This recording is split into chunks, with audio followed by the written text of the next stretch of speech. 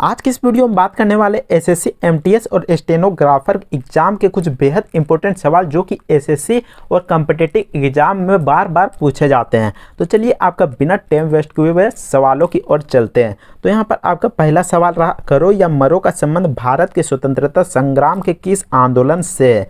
तो यहाँ पर आपका ऑप्शन दिया गया असहयोग आंदोलन, दांडी मार्च, खिलाफत आंदोलन, भारत छोड़ो आंदोलन। तो उससे पहले मैं पूछना चाहूँगा कि आखिर करो या मरो का नारा यहाँ पर किसने दिया था?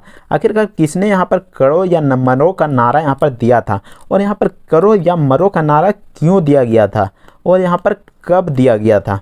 तो यहाँ पर इन सवालों को यहाँ पर बार बार पूछा जाता है। तो मैं यहाँ पर बता दूं कि करो या मरो का नारा यहाँ पर महात्मा गांधी ने दिया था। किसने दिया था? महात्मा गांधी ने। और कब दिया था? तो ये दिया गया था 8 अगस्त 1942। 8 अगस्त 1942 जब यहाँ पर दूसरा विश्व युद्ध हो रहा था। आखिरकार दूसरा विश्व युद्ध कब हो रहा था? तो दूसरा विश्व युद्ध यहाँ पर हो रहा था 1939 से लेकर 1945 के बीच यहाँ पर दूसरा विश्व युद्ध हुआ था। तो इस दौरान यहाँ पर 8 अगस्त 1942 को जब यहाँ पर भारत छोड़ो भाषण दिया गया था, तो उसी समय यहाँ पर करो या मरो का नारा महात्मा गांधी के द्वारा दिया गया था। तो यहाँ पर जो सही उत्तर हो जाएगा यहाँ पर भारत छोड़ो आंदोलन। यहाँ पर और एक बात, यहाँ पर करो या मरो का नारा यहाँ पर क्यों दिया गया था? तो करो या मरो का नारा इसलिए दिया गया था क्योंकि ब्रिटिश सरकार जो कि भारत पर यहाँ पर गुलामी का शासन करवा रहे थे, यानी कि भारत जो ब्रिटिश का गुलाम थे, तो इसी के खिलाफ किया गया था। यहाँ पर जो ब्रिटिश का जो भारत पर शासन था उसको समाप्त करने के लिए यहाँ पर करो या मरो का नारा लगाया गया था, ताकि जो भारत है ब्रिटिश के गुलामी से आज़ाद हो सके। तो इसलिए यहाँ पर भारत छोड़ो आंदोलन किया गया था और करो या मरो का नारा लगाया गया था। दूसरा नंबर पर क्वेश्चन में पूछा गया कि दुनिया के मत्स्य गंगाएं उन क्षेत्रों में पाई जाती है जहां, तो यहाँ पर खाली स्थान दिया गया, गर्म और ठंडी धाराएं में मिलती है, ऊंची नहरें में मिलती है, कम लहरें में मिलती है, या फिर ऊंची तूफानी लहरें होती है। तो यहाँ पर क्या होती है, कहाँ पाई जाती है? उससे पहले बता दूं कि मत्स्य गंगाएं क्या होती है। आखिरकार मत्स्य गंगाएं यहाँ पर वर्ड का मतलब क्या है? तो मत्स्य गंगाएं का मतलब है कि जहाँ पर मछली पकड़ने का जो मैदान होता है उसको यहाँ पर मत्स्य गंगाएं कहा जाता है। तो यहाँ पर आपका जो सही आंसर हो जाएगा, यहाँ पर गर्म और ठंडी धाराएं मिलती है, यानी कि गर्म जो धाराएं रहती है वह जहाँ ठंडी धाराएं पर मिल जाती है उसको यहाँ पर गर्म और ठंडी धाराएं मिलती हैं, वहाँ पर मत्स्य गंगाएं पाई जाती है, यानी कि मछली पकड़ने का मैदान पाया जाता है। तीसरा नंबर क्वेश्चन में पूछा गया कि निम्नलिखित में किस ब्रिगेडियर का संबंध जालियांवाला बाग त्रासदी से है? तो यहाँ पर आखिरकार जालियांवाला बाग हत्याकांड यहाँ पर कब हुआ था और यहाँ पर क्यों हुआ था और कहाँ हुआ था? यहाँ पर ये सवाल आपके लिए बहुत ही ज़्यादा इम्पोर्टेंट हो सकते हैं। तो यहाँ पर जालियांवाला बाग हत्याकांड कब हुआ था? तो ये हुआ था 13 अप्रैल 1919 को यहाँ पर जालियांवाला बाग हत्याकांड हुआ था। और कहाँ पर हुआ था? वह पंजाब के अमृतसर में हुआ था। जी हाँ, पंजाब के अमृतसर में हुआ था। आखिरकार यहाँ पर जनरल डायर था, यहाँ पर क्या किया था? जो यहाँ पर जो जालियांवाला बाग हत्याकांड हुआ था उसका महत्वपूर्ण कारण यहाँ पर जनरल डायर को जाता है। इसी के कारण यहाँ पर जालियांवाला बाग जो कि पंजाब के अमृतसर में हुआ था, इसी के कारण हुआ था। यहाँ पर क्या हुआ था? तो यहाँ पर हुआ यह था कि बहुत सारा भीड़ यहाँ पर इकट्ठा हुआ था, जो कि यहाँ पर भारतीय लोगों की भीड़ थी, और जनरल डायर ने यहाँ पर आदेश दे दिया कि गोलीबारी यहाँ पर शुरू कर दे, जिससे कि यहाँ पर बहुत सारे भारतीय लोग यहाँ पर मारे गए थे, जो कि एक बहुत ही बड़ा यहाँ पर हत्याकांड हुआ था। तो यहाँ पर जो आपका सही उत्तर हो जाएगा जालियांवाला बाग त्रासदी के लिए यहाँ पर जनरल डायर यहाँ पर मेन कैरेक्टर हो जाता है। तो चलिए हम नेक्स्ट क्वेश्चन में चले जाते हैं। चौथा नंबर में पूछा गया कि विक्टोरिया फॉल्स किस नदी पर स्थित है? तो यहाँ पर बात कर लेता हूँ कि आखिरकार विक्टोरिया फॉल्स क्या है। तो यहाँ पर यह विक्टोरिया फॉल्स एक तरह की यहाँ पर झरना है जो कि दो देशों के बीच में बहता है। और देश यहाँ पर कौन कौन से है? तो यहाँ पर पहला देश का नाम यहाँ पर आ जाता है दक्षिण अफ्रीका। यहाँ पर दक्षिण अफ्रीका के एक जगह का नाम है जो कि यहाँ पर दक्षिण अफ्रीका का ज़ाम्बिया और जिम्बाब्वे देश के बीच में एक ज़ाम्बेजी नदी है, उसके बीच में यहाँ पर ये झरना है वो बहती है। 5वां नंबर क्वेश्चन में पूछा गया कि संविधान का निम्नलिखित में से कौन सा भाग राज्य के नीति निर्देशक सिद्धांतों से संबंधित है। तो यहाँ पर जो कि आपका जो सही उत्तर हो जाएगा, यहाँ पर जो कि भाग यहाँ पर 4 जो सही उत्तर हो जाएगा। यहाँ पर भाग 1 क्या हो जाता है, भाग 1 यहाँ पर हो जाता है संघ और उसका क्षेत्र। भाग 1 में संघ और उसका क्षेत्र आता है। उसी तरह भाग 2 की बात करें जाए तो यहाँ पर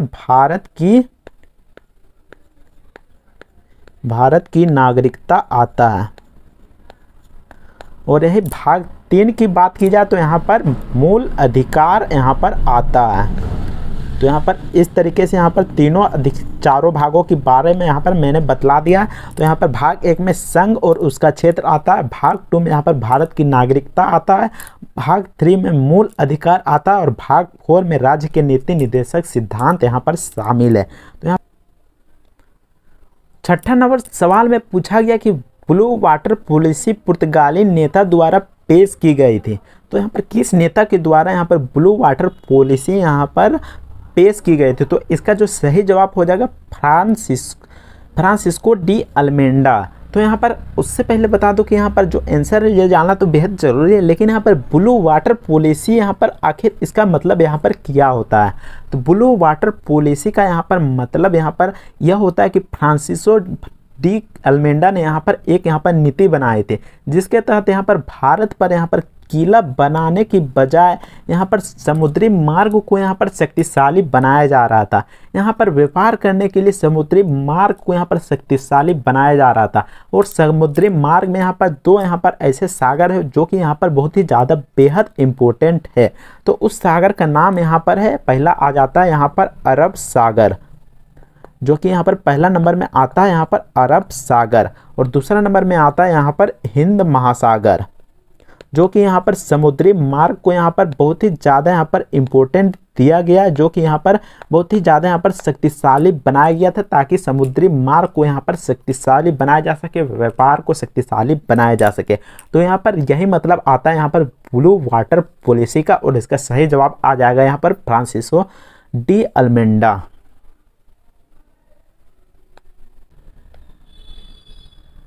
नेक्स्ट सवाल में पूछा गया कि ब्रिटिश ईस्ट इंडिया कंपनी के शासन के दौरान निम्नलिखित में किसने सदर दीवानी अदालत की स्थापना की थी। तो यहाँ पर जो सदर दीवानी अदालत का मतलब क्या है, तो यहाँ पर सदर दीवानी अदालत एक यहाँ पर सर्वोच्च न्यायालय है। तो यहाँ पर यह एक सर्वोच्च न्यायालय है, आखिरकार सर्वोच्च न्यायालय, और इसकी स्थापना यहाँ पर किसने की। तो इसकी स्थापना यहाँ पर वॉरेन हेस्टिंग्स ने की। तो यहाँ पर कब किया गया था इस सदर दीवानी अदालत की स्थापना, तो यह किया गया था 1772 ईस्वी में। और यहाँ यह कहाँ किया गया था, यह किया गया था आपका कलकत्ता में। जी हाँ, यह कलकत्ता में स्थापित किया गया था वॉरेन हेस्टिंग्स के द्वारा। और आखिरकार यहाँ पर कौन यहाँ पर न्यायाधीश बना था, तो यहाँ पर न्यायाधीश ईस्ट इंडिया कंपनी के गवर्नर और यहाँ पर उसके काउंसिल के सदस्य को यहाँ पर न्यायाधीश बनाया गया था। क्वेश्चन नंबर 8 में पूछा गया कि निम्नलिखित में कौन स्वतंत्र भारत की पहली महिला राज्यपाल है। तो यहाँ पर स्वतंत्र भारत की पहली महिला राज्यपाल के बारे में पूछा गया। तो यहाँ पर हमारा भारत जो आज़ाद हुआ था, कब हुआ था, वो आज़ाद हुआ था 15 अगस्त 1947 को हमारा देश यहाँ पर आज़ाद हुआ था। और यहाँ पर जो पहली महिला राज्यपाल बनी थी आज़ाद होने के बाद, तो यहाँ पर जो सरोजिनी नायडू है वो आपका यहाँ पर सही उत्तर हो जाएगा। और ये कितने साल के लिए रही थी, तो ये 2 मार्च 1949 तक रही थी। उसके बाद यह राज्यपाल से हट गई थी। और यहाँ पर जो सरोजिनी नायडू थे वो कहाँ के राज्यपाल बने थे, तो ये उसका सही उत्तर हो जाएगा। यहाँ पर जो राज्यपाल बने थे उस राज्य का नाम यहाँ पर उत्तर प्रदेश है। तो उत्तर प्रदेश में इसको यहाँ पर पहला यहाँ पर राज्यपाल बनाया गया था स्वतंत्र भारत के बाद। नेक्स्ट क्वेश्चन में पूछा गया कि संविधान के दिए गए अनुच्छेदों में से कौन सा मौलिक कर्तव्य से संबंधित है। तो जो सही उत्तर हो जाएगा वो अनुच्छेद 51 ए आपका जो है सही उत्तर हो जाएगा। चलिए नेक्स्ट क्वेश्चन की ओर चलते हैं। अंतिम क्वेश्चन में पूछा गया कि कृष्ण देव राय किसके समकालीन थे। तो आपका यहाँ पर सही जवाब आ जाएगा बाबर। तो यहाँ पर एक और सवाल बनता है कि कृष्णदेव राय कहाँ के सम्राट थे, तो इसका उत्तर हो जाएगा यहाँ पर विजयनगर। विजयनगर के ये सम्राट थे। इसके बाद यहाँ पर यह भी पूछा जा सकता है कि आखिरकार विजयनगर किस राज्य में आता है, तो विजयनगर आपका कर्नाटक राज्य में आता है। और यहाँ पर बाबर आखिर यहाँ पर कितना वर्ष तक शासन किया था, और यहाँ पर कृष्णदेव राय के आखिर समकालीन क्यों थे, तो ये भी बता देता हूँ। तो यहाँ पर कृष्णदेव राय का जो शासन काल था वो 1509 ईस्वी से लेकर 1529 ईस्वी तक चला था। ये जो है कृष्णदेव राय की है। और इसके बाद यहाँ पर बाबर की बात कर लेते हो, तो बाबर यहाँ पर भारत में 1526 ईस्वी में आया और यहाँ पर 1530 ईस्वी तक शासन किया। तो देखते इसके अंदर यहाँ पर कृष्णदेव राय का यहाँ पर शासन था। तो इस कारण से जो बाबर है, बाबर का समकालीन यहाँ पर कृष्णदेव राय है। तो समझ गए कि देख सकते हैं यहाँ पर 1526 से 30, तो यहाँ पर देख सकते हैं 1526 से 30 यहाँ पर इसके बीच में आता है कि नहीं, 1509 से लेके 1529 के बीच में। तो इसलिए यहाँ पर कृष्णदेव राय यहाँ पर बाबर के यहाँ पर समकालीन थे। इसके अलावा अगर आप इसका PDF चाहते हैं तो आप हमारे डिस्क्रिप्शन में दिए हुए लिंक से यहाँ पर डाउनलोड कर सकते हैं। वहाँ पर आपको टेलीग्राम को ज्वाइन करना होगा, वहाँ पर ज्वाइन हो जाइएगा। आपको वहाँ पर बहुत सारे प्रश्न पूछे जाएंगे और यहाँ पर आपको PDF भी प्रोवाइड किया जाएगा। तो आप डिस्क्रिप्शन से लिंक से यहाँ पर टेलीग्राम में जरूर ज्वाइन हों।